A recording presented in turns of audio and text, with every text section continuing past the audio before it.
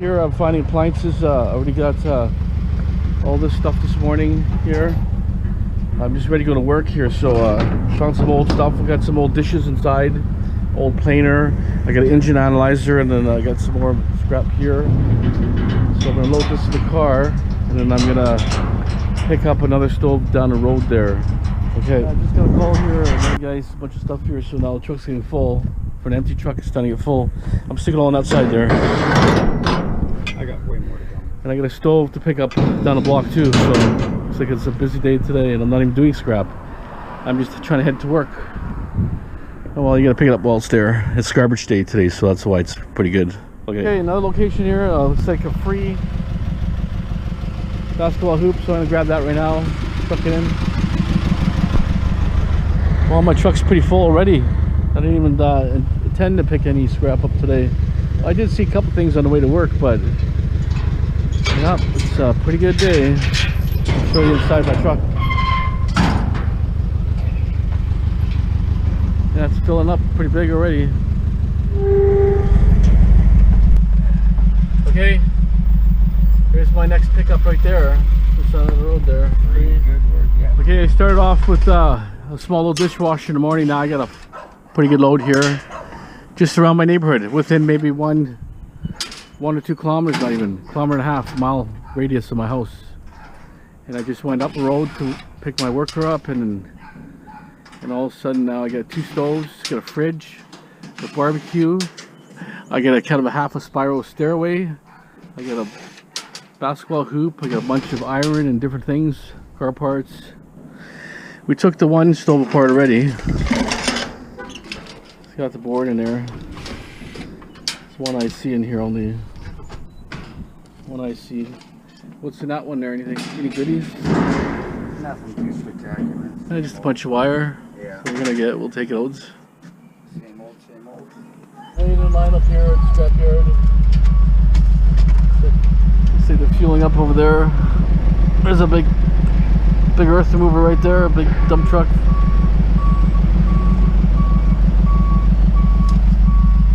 Yeah, they're hauling metal steady here, but the pile just keeps getting bigger and bigger. It doesn't seem to get smaller. It's amazing. Okay, so got a full truck basically, grabbed the metal from yesterday from a storage yard, and now I'm gonna dump the load. I'm supposed to work today on apartment buildings, but you know how it goes, you know, when you see money all over the streets, you gotta pick it up, right? But I got an inspection in Richmond, so I'll show you that later. Hopefully there's something there. You never know with these houses, but I'll show you at least the inside, outside or something, show you some details on the job. Okay, stay tuned.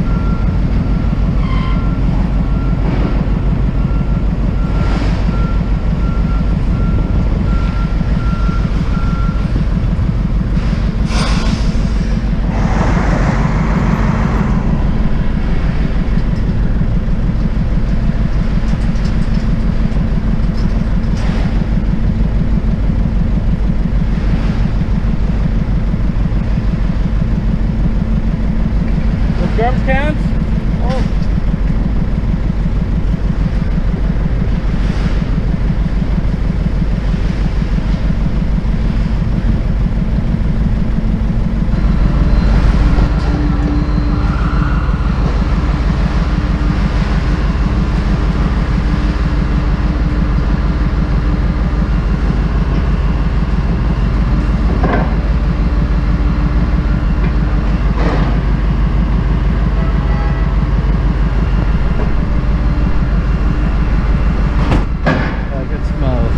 Waste I'm going to take back today. I got a stainless steel sink, completely stainless steel. A little bit of aluminum bike frame I got the other day. We're taking some e-waste apart right now.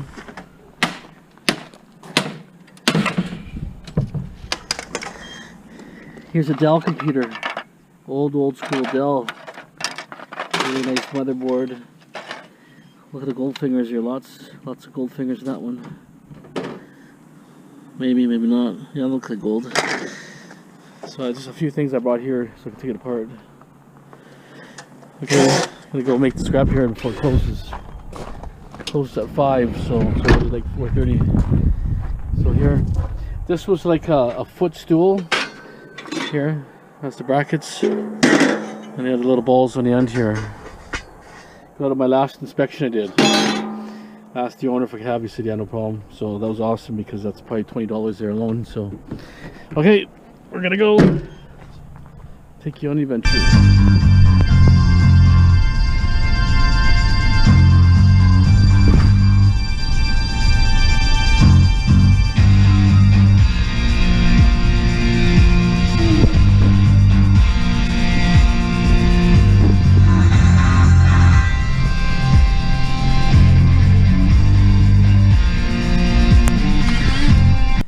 Okay, we're taking some e-waste apart right now. This one was a cable box of some sort. Got two gold corner chips, lots of ICs and so on. These are nice looking boards. Actually 3 gold corners. Green board, both sides. Lots of weight to it. Where are they? Oh, HD TV compatible Motorola. Very old school. Got them in spring cleanup. So they got a weird screw on. If anybody knows what that screw is called, I don't have a tool for that one. If anybody knows where I can find that tool or what it's called, let me know. So I'm having problems getting that one. So I gotta break the corners off on this one just to get it out. Anyways, I went to Scrapyard to show you that load. Copper went down 20 cents today. Dropped 20 cents just like that. Number one is like $3.08 for number one, I believe. It's really low. He said to drop 20 cents. Extrusion was 65 cents a pound. That was window frame material, and it was a couple other things mixed in there, but 65 cents it came out to. Yellow brass, 231. That's about 6 cents, 5-6 cents lower than last time. Stainless steel, clean stainless steel, 61 cents a pound. So prices are really dropping there. I advise, you know, who knows when it's going to bounce back again. So if you have stuff right now, it might be time to sell, or you have to hold on to it. But it could take days, months, weeks, or years to come back to what it was. You don't know, with all these tariffs and, you know, this and that, hassles back and forth about all the countries, about tariffs and all that. So, you know, that could be a biggest issue. I got $150 a ton for iron, mixed shred iron. Everybody else gets 140, so I'm in like second tier class, so I get a little bit higher than normal. Same with all my prices, are a little bit higher than most people's prices. Usually I was extrusion, I was getting like 58 cents, you know, 56, 58, so prices changed a bit. So they said most prices are 8 cents higher across the board, and tin is automatically $10 more a ton. So if you do a lot of scrapping and you go to Schnitzer, just get on there, get an account set up with them. They just give you you know, special couple code numbers and stuff, whatever, and just do it. It's a big difference. Yeah, I noticed you know, you save a lot. Anyways, we took one of these computers apart. It had a nice chip in it, but look at these flat packs here. 1, 2, 3, 4, 5, 6, 7, 8. Really nice looking board. Lots of gold fingers on this main ones. But these are your 80s computers, right? Where everything was full of gold. It was like that kind of case there. Very slim looking cases. Had a lot of gold, so we had 2 like that, so that was great. And like I say, got the cable boxes and all that. It's a different kind of capacitor. It could even be a tantalum, maybe. Has the color for it, but the shape is a lot unusual. I already disabled that. A couple crystal oscillators.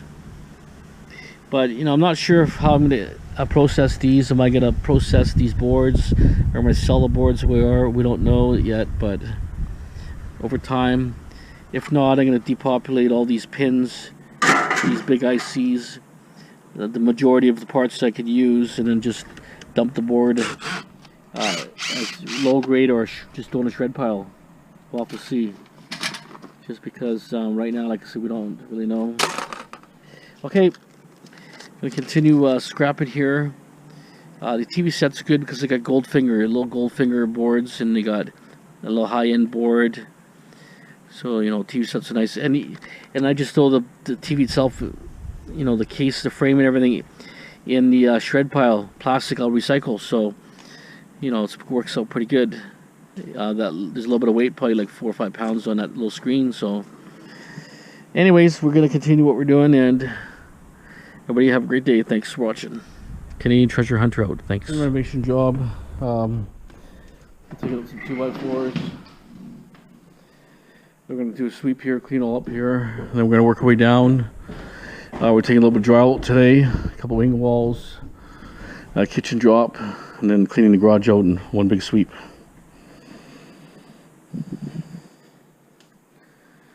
Okay, I'll show you as we keep proceeding here.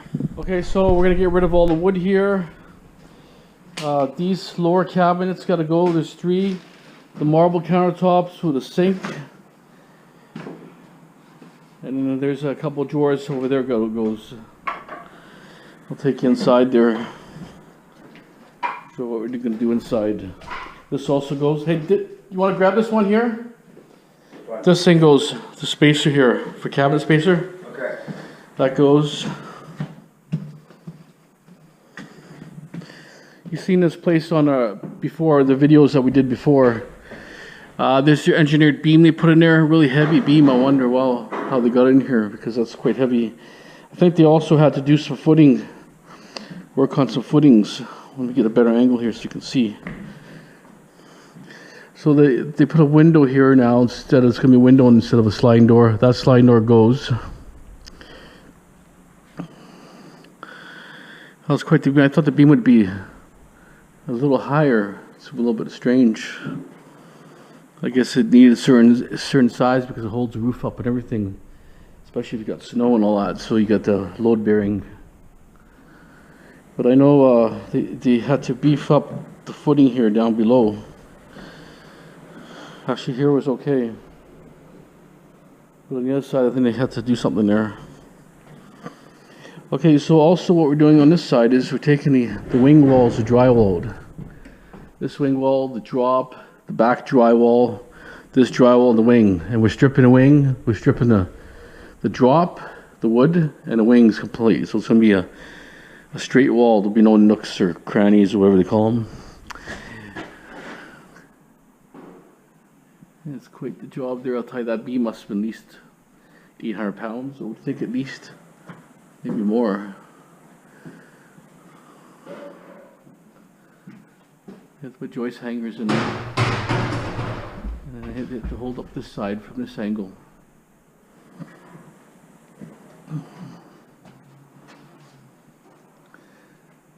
So a lot of work to just make an open concept. Big job. And expensive. I guess if they framed it from day one, but even though that beam could be $1,000 beam, maybe hard to say, but engineered beam, right? Gets pretty expensive. But I guess when you build the house, it's not so bad. But when you're framing this from 2x4 framing, she has 2x4 framing, so you have to beef it up. Okay. So like I say, a little more work here, won't be long. And then we're going to deal with this doors. Take the sliding doors out. We'll throw them in a truck later, and then I can scrap them. Plywood's going to go. This stuff stays. All the screen. This door comes out too, but they're not ready yet. See, there's the window. That's how they frame the window. They'll put a header up later. They have a header there ready. Well, I see. A little bit strange. Kind of a strange one, but I think I would have had the window a little bit lower. Oh well, that's the way they did it. Okay, we'll continue. Yeah, my new Westminster testing a house. It looks like it's slapped together cheaply. It's all, everything's crooked. Walk in the house, feels like you're actually falling over. That's why it's so crooked here. Lots of different suites in this place. Tiny little kind of suites, little corners, and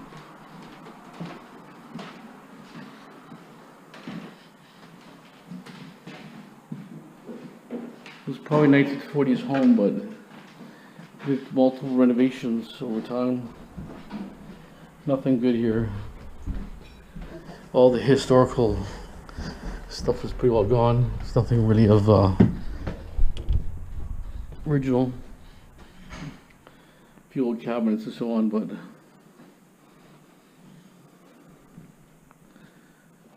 with these houses, it's really crooked. When I'm walking, I feel like I'm walking sideways, or you feel like you're drunk. There's stuff here. I'll show you the other area here.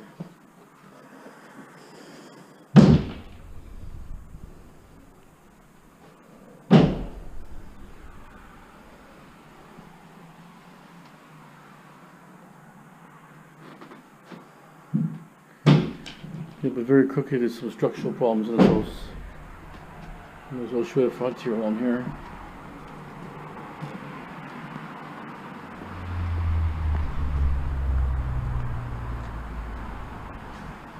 So you can see the roof is bowing. See that? This whole area is sinking here. From that beam area, from that living room area, and this area is sinking really bad. Could be a creek that runs through here. You never know. See, if you look at the road, there's probably a little river channel in here years ago. A little swampy area. Usually kind of a sign. But I'll show you over here. I'm going here where the beam is cracking. Right here.